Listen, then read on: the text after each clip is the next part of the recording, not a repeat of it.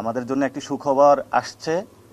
এই গণ অভ্যুত্থানের পরে আমরা যেহেতু গণতান্ত্রিক প্রক্রিয়া যাচ্ছি, আমাদের যে নিবন্ধন প্রক্রিয়া সেটা অনেকে যারা পরিশ্রম করেছেন পুরো দেশবাসী তাকিয়েছিল, সেটাতে আমরা একটি পজিটিভ সাইনের দিকে যাচ্ছি এবং এটা সুখবর আসছে।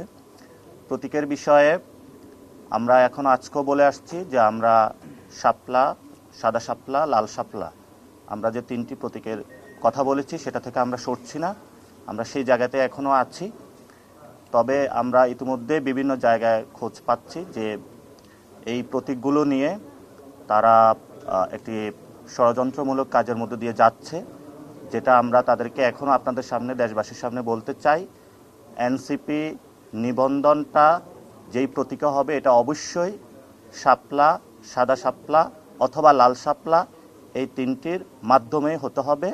এর ব্যত্যয় করা যাবে না, এবং যদি করা হয় সেই ক্ষেত্রে আমরা ফার্দার আপনাদের সামনে উপস্থিত হব যে আমরা এটা কিভাবে নিতে হয় সেটা আমরা ইনশাল্লাহ জানি।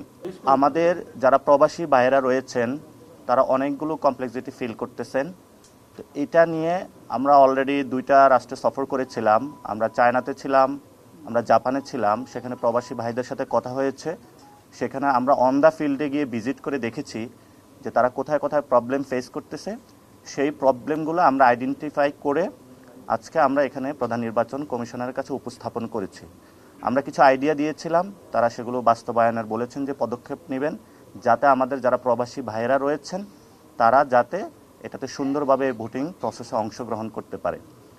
এটা নিয়ে একটু পরে খালেদ সাইফুল ভাই কথা বলবেন। তবে এর আগে আমরা যেটা এনসিপি থেকে আমরা আপনাদের মাধ্যমে পুরো বাংলাদেশকে জানাতে চাচ্ছি যে আমরা আমাদের যে সার্ভেগুলো করেছি, আমরা 150টি আসনের মতো এনসিপির জয়ী হওয়ার সম্ভাবনা রয়েছে।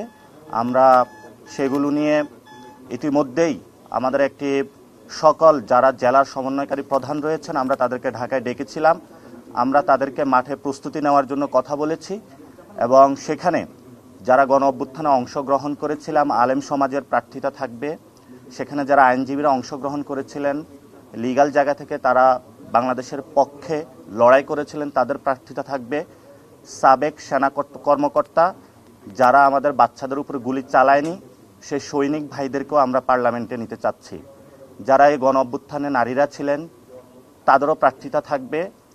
যারা সাংবাদিক ভাইয়েরা জীবন দিয়ে লড়াই করেছিলেন এই গণ অভ্যুত্থানে তাদেরও প্রার্থিতা থাকবে। এই ধরনের গণ অভ্যুত্থানে যেই সকল শ্রমিক, মজুর, কৃষক, আলেম, নারী এবং আমাদের যারা সৈনিক ভাইয়েরা প্রত্যেকেই এই গণ অভ্যুত্থানের সাথে ছিলেন, আমরা তাদেরকেও প্রক্রিয়াগত জায়গায় রেখেছি এবং তাদের সাথেও আমাদের কথাবার্তা চলমান রয়েছে। তবে সেই ক্ষেত্রে আমরা দেখেছি আমরা প্রত্যেকটা প্রজেকশনে আমরা ইনশাল্লাহ এই নির্বাচনে এনসিপির হাতে 150টি আসন পেতে যাচ্ছে এনসিপি। এই গণ অভ্যুত্থানে যেই সরকারটা হবে এই পার্লামেন্টে আমরা যেটা বলেছি, এই পার্লামেন্টে কোনো সরকারি দল, বিরোধী দল পলিসিগত জায়গা থাকবে, কিন্তু একটা জায়গায় পার্লামেন্টটা হবে আওয়ামী লীগের বিরুদ্ধে এবং জাতীয় পার্টির বিরুদ্ধে। ফলত এই পার্লামেন্টে, এবং এটাও আমরা কনসিডারেশনে রেখেছি, যেখানে জামায়াত থেকে যারা তরুণরা দাঁড়াবে, যারা গণ অভ্যুত্থানে অংশগ্রহণ করেছিল, বিএনপি থেকেও যে তরুণ সমাজরা অংশগ্রহণ করবে, আমরা তাদেরকে বিভিন্ন জায়গায় যারা ভালো মানুষ তাদের প্রতি আমরা মৌন সাপোর্ট দিব। কিন্তু আমাদের যারা প্রার্থী থাকবেন আমরা কি প্রক্রিয়াগতভাবে বাছাই করব সেটাও আপনাদের সামনে আজকে স্পষ্ট করেছি। কিন্তু আমরা এটা দেশবাসীর সামনে স্পষ্ট করতে চাই, আগামীর যে সংসদটা হবে এখানে আওয়ামী লীগ থাকবে না, জাতীয় পার্টি থাকবে না, এবং এটা দীর্ঘদিন ধরে আমরা বলে আসছি।